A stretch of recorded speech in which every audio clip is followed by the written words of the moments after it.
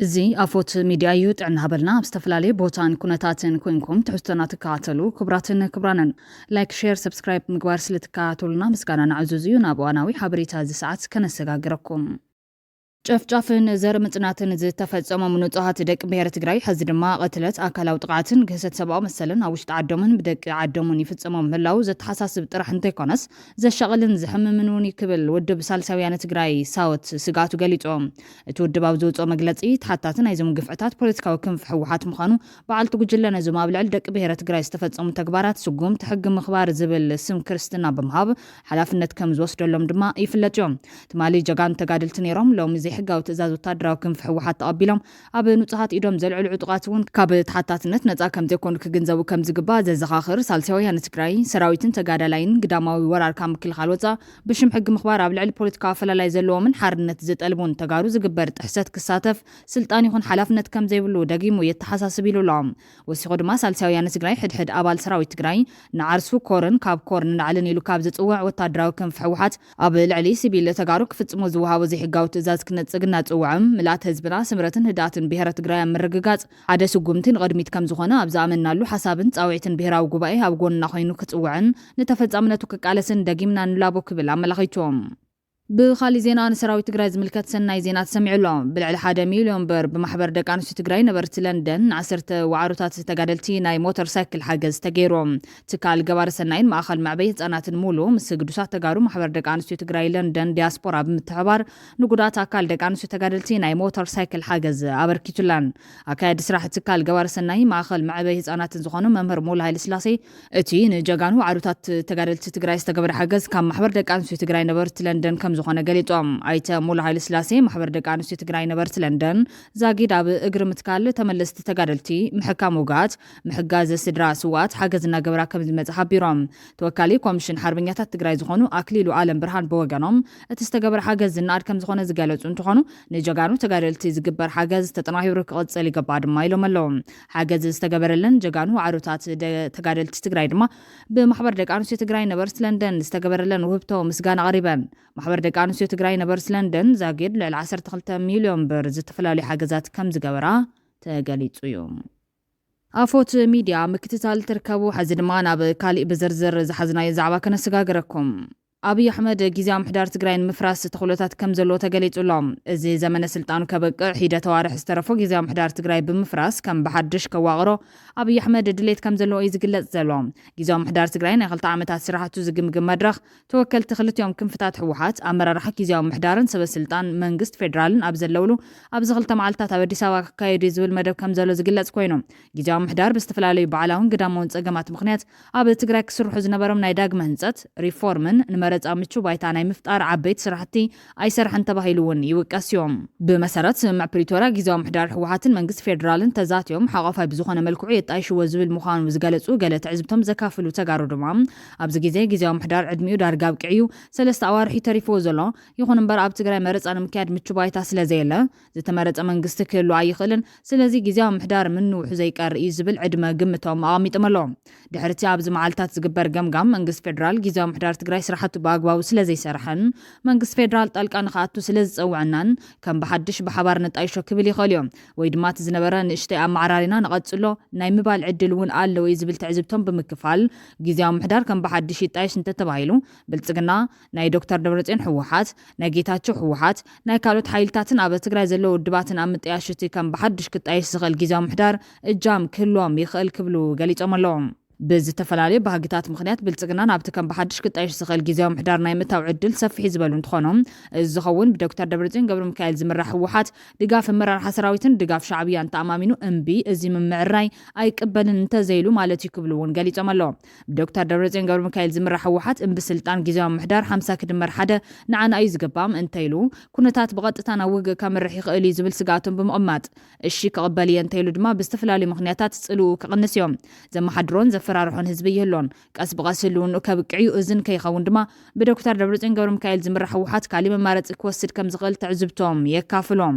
ምኽንያታት እንትዝርዝሩ ድማ ምኽንያት ሓደ ንብልጽግና ወኪሎም ኣብቲ ከም ብሓድሽ ክጣየስ ዝኽእል ጊዜያዊ ምሕዳር ከኣትዉ ዝኽእሉ ተወከልቲ ናይ ጸጥታ ውሕስና ዝስምዐና መከላከያን ፌደራል ፖሊስን ሓቢሩና እንተኣትዩ ክብሉ ይኽእሉ እዮም መከላከያን ፌደራል ፖሊስን እንተኣትዮም ድማ ሰራዊት ትግራይ ናብ ካምፕ ኣትዩ ዲዲኣር ክፈርስ ክግበር እዮም ኣብ ዲዲኣር ዘላ ኣር ንብሄራውያን ተጋሩ ሕማቕ እያ ግን ካብ ሰራዊት ትግራይ ድሌት ዘለዎም ተባሂሎም ናብቶም ናብ ትግራይ ከኣትዉ ዝኽእሉ ኣባላት መከላከያን ፌደራል ፖሊስን ክጽምበሩ ክግበር ይኽእል እዮም እዚ ኩሉ እንትኸውን ብዶክተር ደብረጽዮን ገብረ ሚካኤል ዝምራሕ ክፋል ህወሓት ኣብ ክሳዱ ዝኣቱ ዘሎ ገመድ ጥፋት ስቑኢሉ ክርኢ ዝኽእለሉ ዕድል ጸቢብ እዮም ምኽንያቱ ኣብ ጉጅለ ዶክተር ደብረጽዮን ተዓቂቦም ዘሎ ኣመራርሓ ህወሓት ውልቃዊ ስጋት ዘለዎም ስለ ዘለዉ ውልቃዊ ስጋቶም ንምቅላል ኢሎም ድማ ምስ ሻዕብያ ከይተረፈ ርክብ ፈጢሮምን ኣመራርሓ ሰራዊት ኣደናጊሮምን እዮም ምኽንያት ክልተ ድማ ኣብ ትግራይ ዘሎ ክፍፍል ተወሳኺ መንቀልዩ ቅርምትን ውራ ሃፍትን ትግራይ እዩ ዝበዝሕ ሃፍቲ ትግራይ መሬትን መሬት ዝርከብ ማዕድንን እዮም እዚ ሃፍቲ ከም ድላዮም ንምጥቃም ናብ ጉጅለ ደብረጽዮን ዝተዓቀቡ ኣመራርሓ ሰራዊትን ፖለቲካዊ ኣመራርሓን ኣለዉ እዮም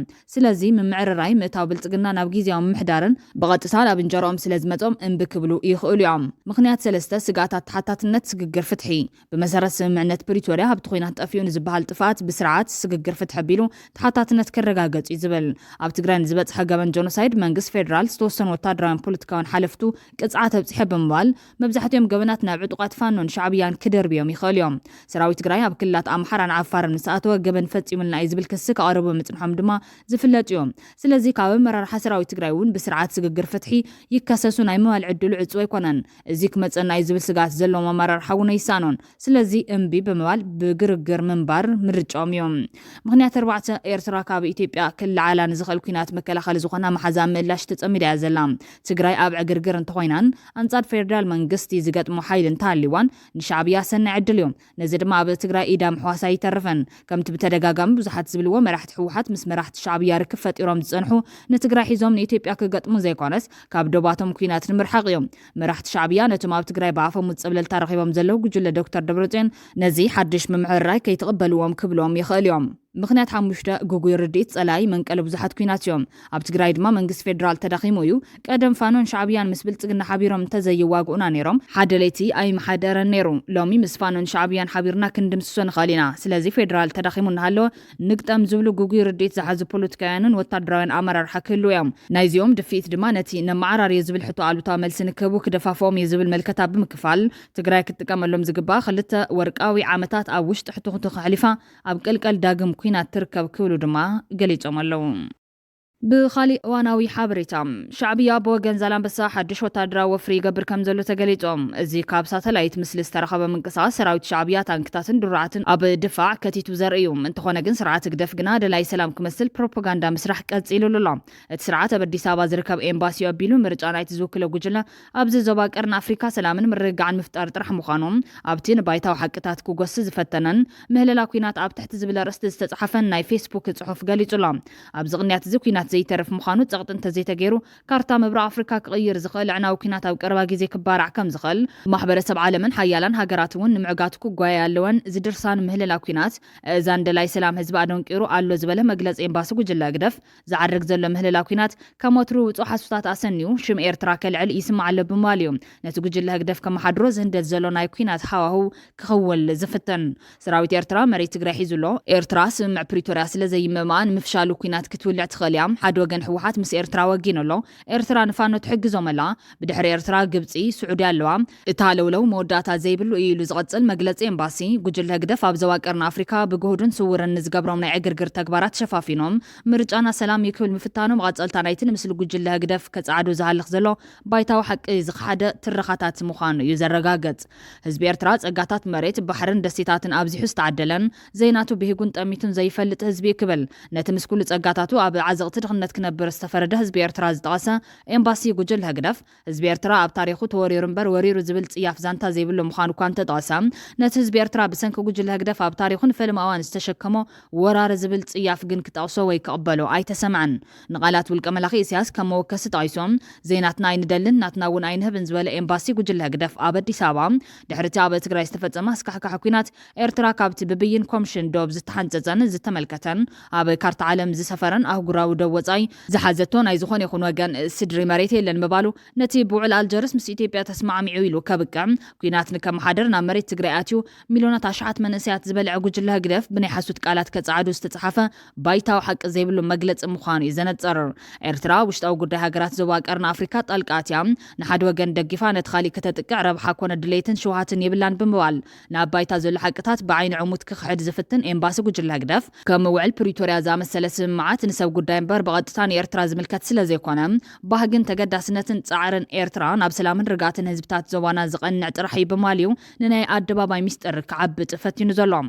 ብኻሊእ ሓበሬታ ብሰሙን እዚ ሰብ መዚ ጸጥታን ፖሊስን ሊብያ ኣብ ልዕሊ ጸለምቲ ኣፍሪካውያን ብዘምረድዎ ዘሎ ሓስያታትን በደላትን ኩነታት ናይቶም ብመንገዲ ማእኸላይ ባሕሪ ናብ ኣውሮፓን ምስጋር ኣብቲ ሃገር ዝርከቡ ኤርትራውያን ስደተኛታት ኣብ መሰከፍ ደረጃ ምህላው ተገሊጹሎም ሰብ መዚ ጸጥታን ፖሊስን ሊብያ ዓመታዊ ኣብ ጊዜያት ሮሞዳን ኣብ ልዕሊ ጸለምቲ ኣፍሪካውያን ስደተኛታት ዘነጻጸረ ግፍዕን በደላትን ከም ዝፍጽሙ ካብ ግዳያት ስደተኛታት ዝረኸብናይ ሓበሬታ ዘረደ ኮይኖም ናብ ሃገራት ኣውሮፓን ምስጋር ኣብቲ ሃገር ዝርከቡ ስደተኛታት ንቁጠባታት ሃገር ይጸልዋ ኣሎ ብዝብል ምስምስ ጥራሕ መዓልታዊ በደላት ይበጽሖም ምህላውን ኣደዳ ማእሰርትን መግረፍትን ክኾኑ ተፈሪድሎም ከም ዝርከቡን እውን እዩ እቲ ንማሕበራዊ ሚድያ ብሒቱ ዝርከብ ሓበሬታ ዘረደ